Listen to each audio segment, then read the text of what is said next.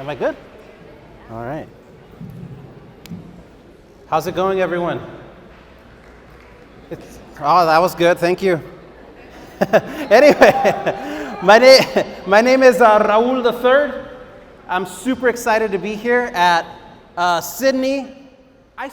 Earlier I said Lanier, but then they were, no, it's Lanier. Is that true? Which one is it? Lanier, okay. So I'm super excited to be here. I want to thank your school for inviting both of us to be out here today. I also want to thank the San Antonio Book Festival for making all of this possible. As you can see up front, there are hundreds of copies of Clockwork, Curandera, and each of you will be receiving a copy. So that's pretty cool, right? All right, so, so here's the thing. This is what we're going to do. David and I are going to share with you our origin stories, how we became authors, how we became illustrators. Would you be interested in learning about that a little? All right. So first and foremost, my name is Raul III. People often ask me, hey man, why is your name Raul III? Want me to tell you? My name is Raul III because mi abuelo, his name was Raul the what? No, man, my abuelo. The first, that's right. I'm Raul the third because my son is what? No, his name's Esteban. No se crean. His name is Raul the fourth, and I'm Raul the third because my dad is Raul the second, or as my abuelita used to say to him so many years ago, she would go, Junio, saca la basura, or Junio, lava los trastes. So that's why I am Raul the third. Anyway, I was born in El Paso, Texas, right next to Juarez, which is in Mexico. I was raised in both cities. And the reason why I became an author and an illustrator is simple. One day, on a hot day, I was jumping up and down on my bed in a one-bedroom apartment on Festival Street in El Paso.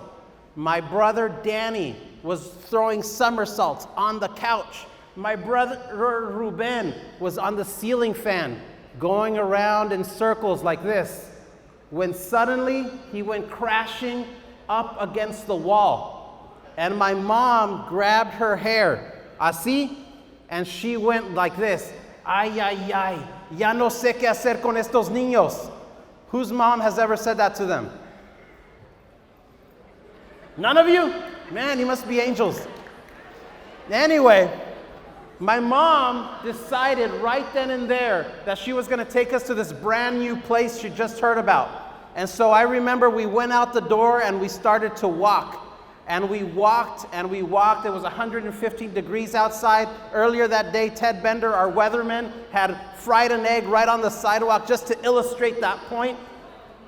And suddenly, out in the distance, this little building appeared.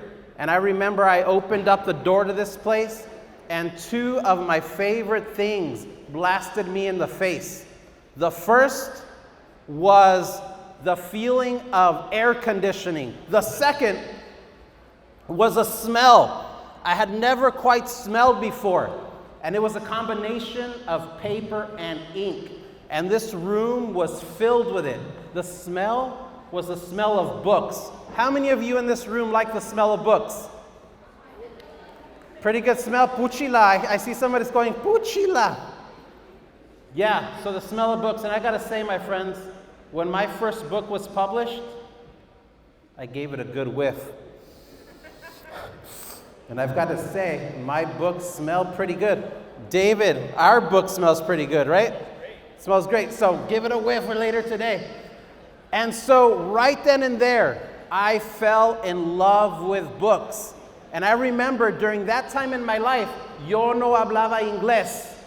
Mi mamá no hablaba inglés. Mis dos hermanos, ellos tampoco no hablaban inglés. Y las bibliotecarias, instead of saying, go away, you don't belong here, there are no books for you here, instead, they welcomed us with open arms and they started recommending all sorts of amazing books to me, my brothers, and to my mom. And for the first time living in los Estados Unidos, we felt like we were a part of the community because they invited us to all sorts of amazing events, puppet shows, art-making activities. And little by little, I became a better reader.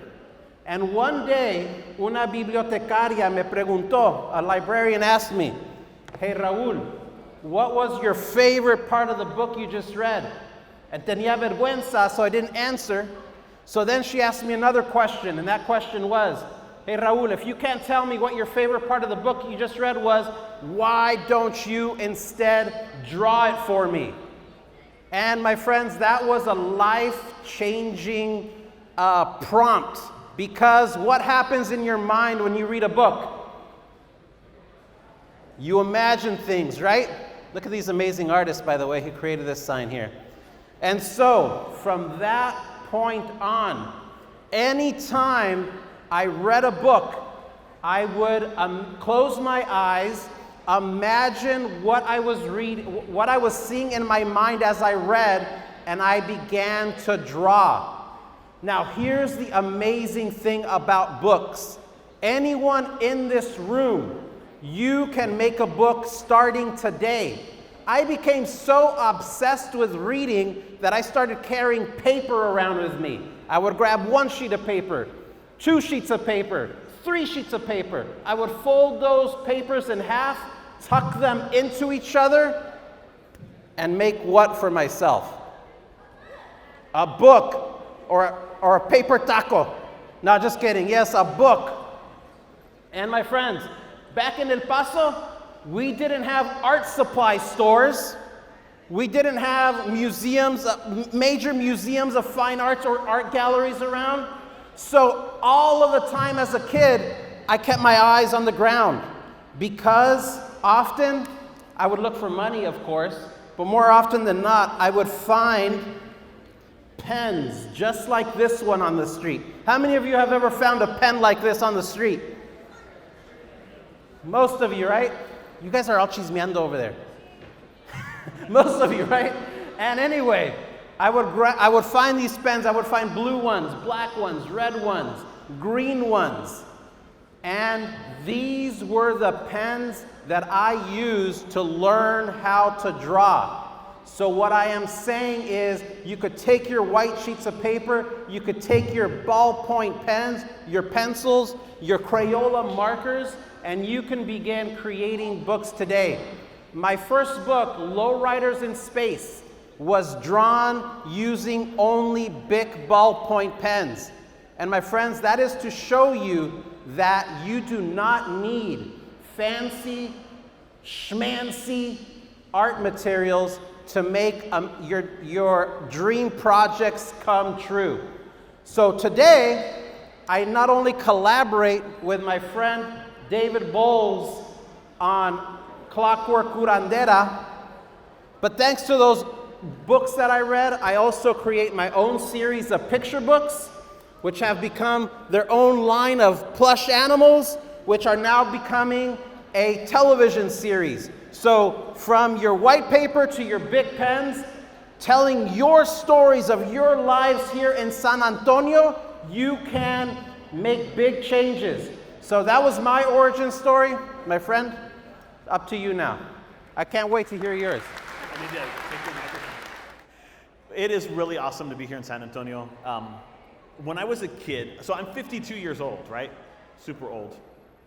And when I was a kid, I'm from the Rio Grande Valley. I grew up in the McAllen area, McAllen, Reynosa. And when I was a kid, we always thought of San Antonio as that long, faraway place where all the cool, rich people lived, while we lived in our little ranchitos. And so from time to time, we would come up to San Antonio, and it was where you came if you wanted to go to a concert, or you wanted to get really cool toys, because there was nothing like that where I was from. The Rio Grande Valley, you guys know where it is, right? About 4 hours south of here. And I grew up in a family of storytellers. And the most important storyteller in my family was my grandmother Garza. She was like the matriarch, and she had this way of telling really scary stories that would have you like at the edge of your seat, stories that would make the hair stand up on your arms, right? And this was kind of like our family tradition, and maybe a lot of you have the same kind of tradition in your families. And it started when I was a little baby. So I came home from the hospital after being born. My mom gets out of the car and walks up the steps, and there's my abuela, my grandmother Garza, waiting. And she's like, a ver, denme a mi nieto, give me my grandson. And she starts to sing me a song. The very first song I will hear in my life. This is going to set the stage from the rest of my life, right? And guess what song she sings me? You've probably heard it too. Duérmete mi niño, duérmete ya, porque viene el cucú y te comerá. Can you imagine being a newborn baby and having somebody tell you, hey, go to sleep when I say, or else a monster is going to come and eat you, right? I was like, hey, can I go back to the hospital? Is there like a return policy? I don't want to come into this world. And she followed it up with another stanza. The next stanza goes, y si no te come, él te llevará hasta su casita que en el monte está. So like, if he doesn't eat you right away, he's going to store you in a cabinet in his little chocita in the woods for like snacking later on when he's watching Netflix or something. I don't know, right? But that was like my introduction to this world of scary stories. And by the time I was 4, I had fallen in love with them. I remember the summer of my 4th year, my grandparents had divorced. And so everybody, all my tios and tias and my mom and my dad, decided that my grandmother, who was living in a little mobile home in South McAllen, needed company. Ay, pobrecita la señora, ya está divorciada, muy triste. She needs the company of her grandchildren. Well, what they wanted was free babysitting, right? That's what it was. So they would drop us off on Saturdays, and we would run around in our yard and throw dirt clods at the chickens and like raise havoc. Éramos tremendos, no? But then there would come a time when she would like open the door and she would shout, "Ya métanse huercos," and we would go inside. And as we would come in, she would hand us a little paper plate and a little paper cup, and on the paper plate there would be something she baked, cookies, pastel, whatever it happened to be, and then agua fresca in the little Dixie cups. I don't know if you remember Dixie cups, those of you who are older, the little paper Dixie cups. And then she would sit us down and she would tell us scary stories that you've probably heard, the story of La Llorona, right? The weeping woman who drowns her children and then drowns herself and wanders the world looking for children. The story of Las Lechuzas, and there are lechuzas right there on that wonderful welcome sign. I don't know who did this art, by the way, Raul, but I'm thinking about maybe a change in Illustrator for the next. I'm thinking we need to look this person up. And the story of the one that was the scariest to me was La Mano Pachona. Have you guys ever heard of La Mano Pachona? Yeah, disembodied claw that crawls around and attacks little kids. Well, these stories always had me at the seat of my chair. Well, I guess I was sitting on the floor, but they had me like leaning forward and all excited, and I always had questions. I wanted to know, Abuelita, ¿y luego qué pasa? What happens after the little kid is stolen by the lechuza and taken off into the woods? Is there like a special squad that the parents will call up when they see the shattered glass and the curtains flapping in the window? Do they track down? Can you imagine like the special squad surrounding the Cucui's house, and they're like, "Come out, Cucuy, with your hands in the air, or we'll shoot," you know? And my grandmother thought I was a little touched. And so what she said was, "Look, I don't have answers to your questions, and frankly, my stories are done. But if you want to know more, if you want to have more stories, you need to learn to read, güero." And so I did. I bugged my mom, and she taught me how to read. So by the time I was 5, I had learned how to read. And it really transformed things for me. I dropped out of kindergarten because they were still teaching students the alphabet, and I was already reading. And that year, I would go to the library every single day with my mom and read a bunch of books and take a bunch of books home. By the time I was in 1st grade, then I was reading at the 3rd grade level. By the time I was in middle school, I was reading at a college level. And it just meant that school got so much easier for me. Now, no one in my family had gone to college. All the men were carpenters or plumbers or plasterers, welders. There was just no tradition of going to college, and nobody even knew anything about college. But that reading really transformed things for me. And I had great librarians along the way that showed me how to find cool books that were kind of like the stories that I loved from my grandmother. And my dad introduced me to comics, a bunch of Golden Age comics he had collected when he was a kid in the 50s and 60s. And then we continued reading comics together. And we would go to Reynosa all the time to visit our family over there and buy historietas like Calimán and stuff like that. I had to say it that way. And all of this kind of like shaped the way I thought about the world and what I wanted to do. I was like, wouldn't it be cool to take these stories from my family, from my Mexican-American community on the border, and put them in a book? Because, again, I'm 52. This is the 70s and 80s. When I was in school, there were no books that had Mexican Americans in them. There were no books about our community. There were no books about Latina people in general. Until I got to high school and we read translations of Latin American authors. But beyond that, U.S. Latinx people, there was nothing. And I wanted to do something in that area, and I felt a calling. But I knew that it wasn't easy to become a writer, that there was the whole starving artist thing that I wanted to avoid. And I also wanted to help other people to see their ability to write and read as well. So I became a teacher first. And then as I was teaching, and I found students who didn't like the stories that were in the textbook that the state gave us, I started crafting my own stories that were adaptations of my grandmother Garza's stories, but with, set in modern times and with dialogue and flashback and all the stuff that as an English teacher you have to teach. And over a decade or so, I realized that I had a collection of short stories, and that's how my first book was born. It took me a while to get it published. Many, many years. I didn't get published until I was 40 years old. And here I am 12 years later, and I have 30 books. But all of them do this thing. They all center the Mexican-American experience, the lives of young people in our community, and how awesome that is. Because a lot of people don't think they don't think that Mexican-Americans are awesome. They don't think that our culture is cool. They don't think that our stories are worth telling. And they certainly don't think that they should read it. Even if we write stuff for ourselves, they're like, oh, but that's for the Mexican Americans. And I know that, like Raul, we both want to tell stories that center our communities and center our families and tell stories that we loved as children, but that appeal to people outside of our community as well, and point to us and say, here is a proud and wonderful people whose stories are going to blow your mind. And so that leads me to talk about this book, the first Clockwork Curandera volume. This is a trilogy, a graphic novel trilogy.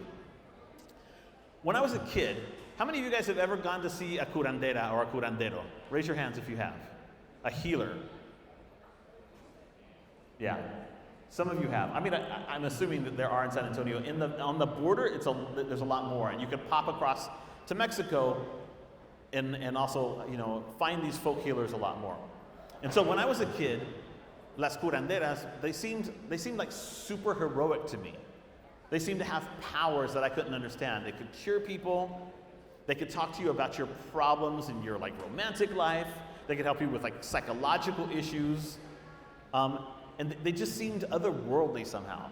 And so for the longest time, as I got older and read cool things, I watched great monster movies with my dad, got into superhero comics, got into manga when it first came in, Battle Angel Alita being a great example of the thing that influenced me. I started imagining what it would be like to have a curandera as a superhero. How many of you guys like graphic novels, comics, manga? Raise your hands if you do. How many of you guys have read Full Metal Alchemist? Yeah? How many of you guys like steampunk in general? Yeah? Okay, cool. There are people that do. This is awesome.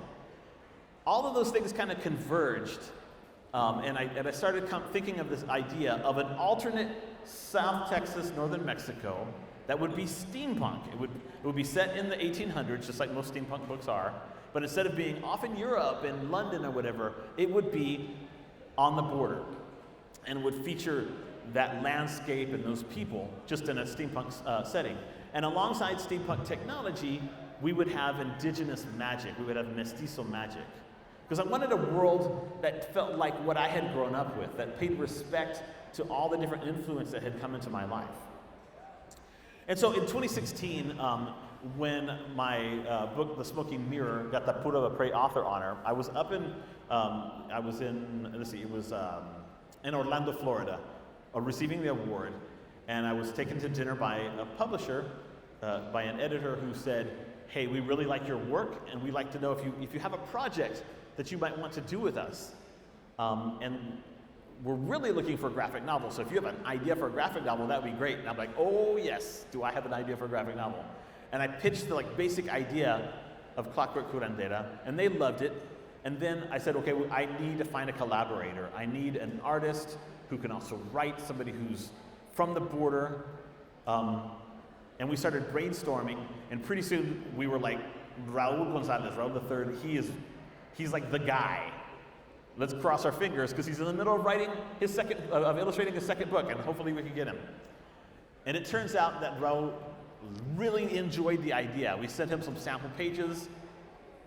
He did some illustrations for them. The lechuzas that when you guys get this book, you're going to freak out at how scary they are. They're really, really good.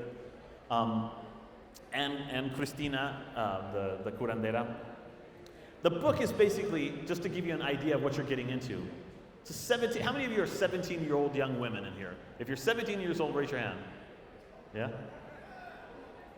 You don't have to be a young woman. You can still say you're 17. Some of you are 18. 17 is an interesting age. Cristina Franco is a 17-year-old apprentice curandera, and she's waiting at a bus stop in Laredo for the arrival of her brother Enrique, who's been studying alchemy abroad. And as the train is approaching, suddenly a zeppelin comes over, an airship, and out of it pours all of these lechuzas, these witch owls, and they attack the train. And she tries to save the people on the train, and in doing so, she's attacked by the lechuzas, and they dismember her. What does dismember mean? If you're dismembered, what does it mean? Yeah, they cut off your arms and legs, that's right. So she gets one of her arms and two of her legs. People are like, oh, I know what dismember means. I watch all kinds of serial killer TV shows.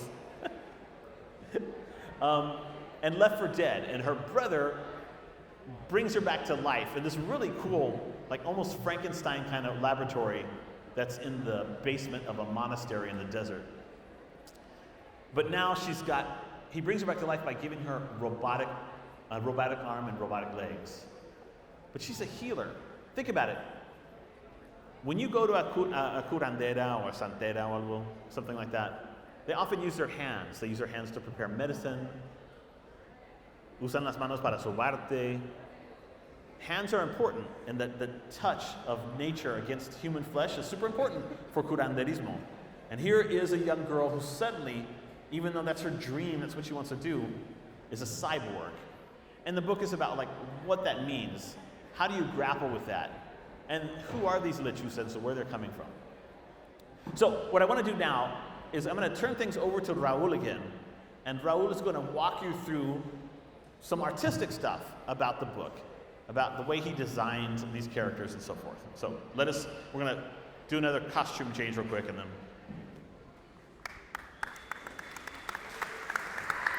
Good job, man.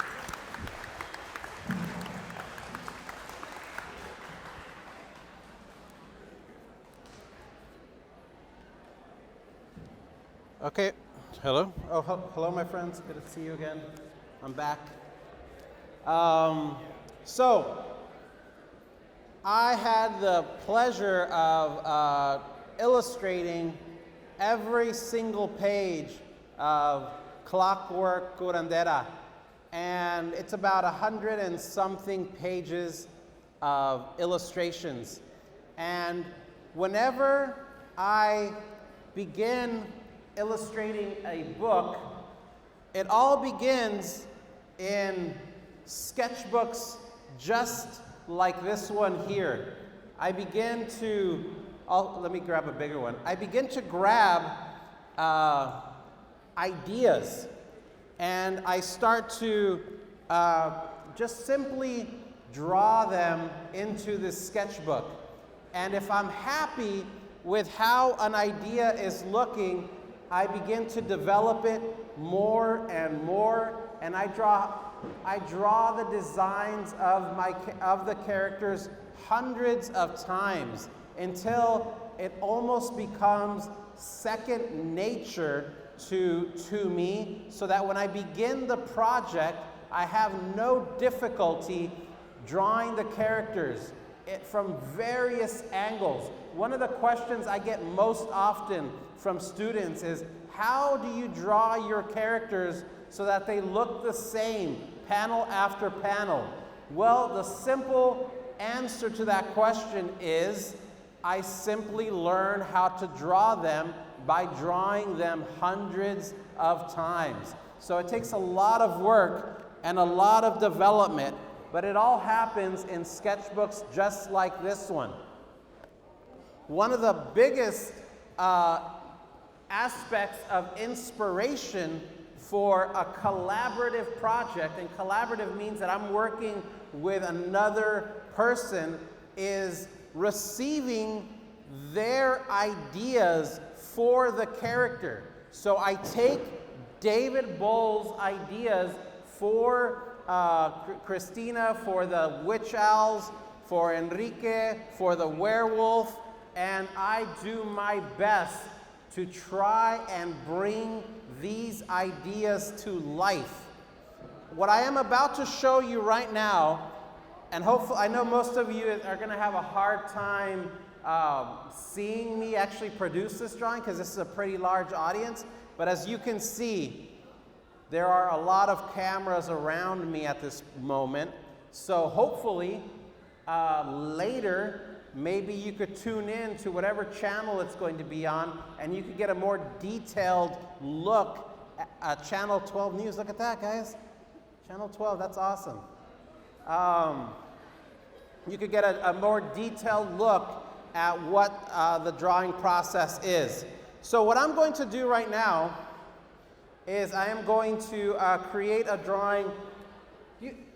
David, do you have a request? Maybe a witch owl? Do you want? I think a witch owl would be awesome. A witch owl? Okay, so I'm going to draw a witch owl. Now here's the cool thing about creating a project. No one idea is completely original. What that means is that any idea that you have in your mind has roots that come from a tradition of storytellers. David just told you about his origin and how he was inspired by stories that were shared to him from his family, and the same thing goes for me when I'm creating drawings for a book. This book I knew had a lot of amazing action sequences. I knew that it had elements of horror and romance, and so I looked towards a lot of early horror films that I watched as a kid, like Frankenstein, Dracula, Godzilla, so on and so forth. I looked at early American comic books like E.C., Tales from the Crypt comics, and of course for action sequences, I used my inspiration from manga. Like one of my favorite books was a book called Battle Angel Alita. And so those were things that I was thinking about when I began drawing. And for the witch owls, I used some of the old viejitas that I would see walking around on the street, and I turned one of them into the lead witch owl, and this is how I drew her. You ready? Okay, let's see how I can do this. Do I even remember how to draw her? Who knows? We're about to find out. Oh, raise your hand if you drew, whoever drew this poster here. Who drew that? Those, them? Okay. Would you want to come up here with me? No? I would love to have you here sitting.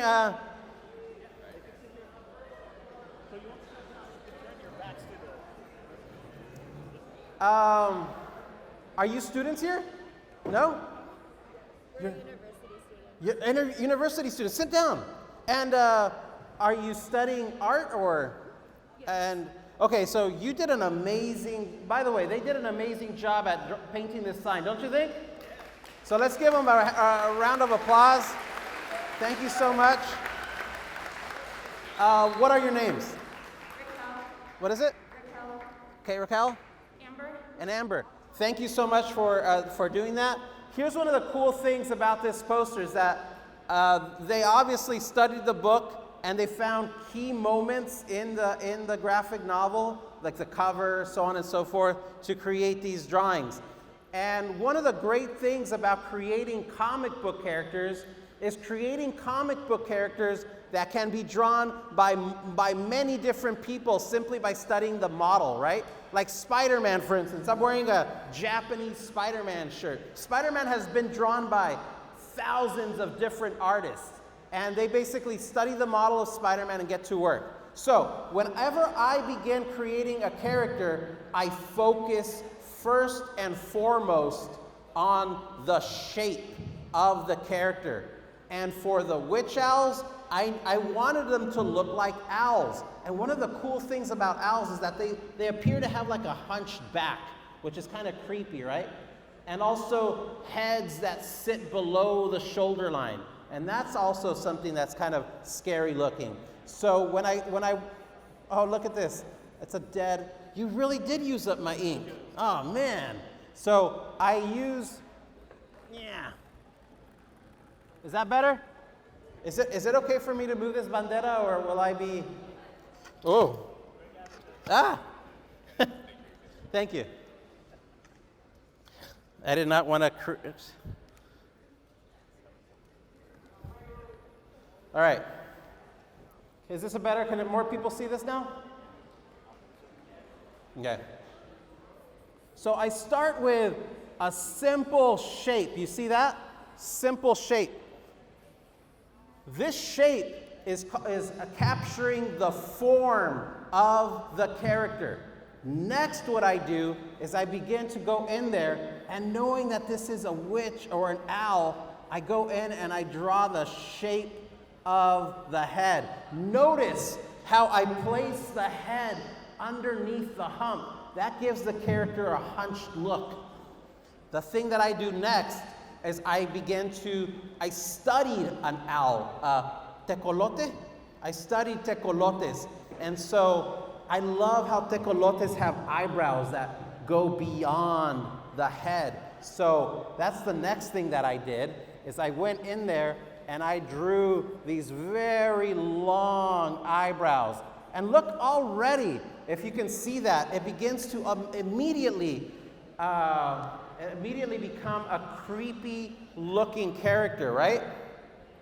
So owls also have beaks, and a beak, I made the beaks a little longer, made them come below the chin line, and of course, I don't know about you, but in my opinion, the best kind of witch, the best kind of bruja, is the one that could go,